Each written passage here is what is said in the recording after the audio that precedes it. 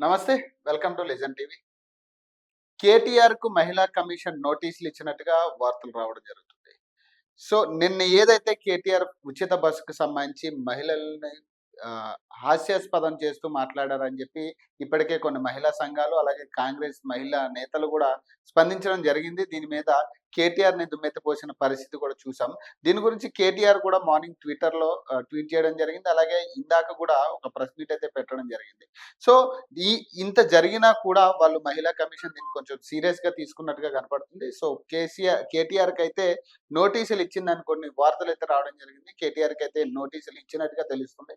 So, 24వ తారీఖు commission ముందు హాజరు కావాలని చెప్పి ఈ నోటీస్‌లో పేర్కొన్నట్టుగా తెలుస్తుంది. మరి దీని మీద కేటీఆర్ ఎలా స్పందిస్తారు? కేటీఆర్ ఎలా రియాక్ట్ అయ్యి దీని మీద మాట్లాడతారా? లేదా 24న విచారణకు హాజరవుతారా లేదా? ఇవన్నీ కూడా వేచి చూడాల్సిన అంశాలు. మరొక ఎపిసోడ్‌లో మళ్ళీ కలుద్దాం. అప్పటి వరకు నేను మీ బాను.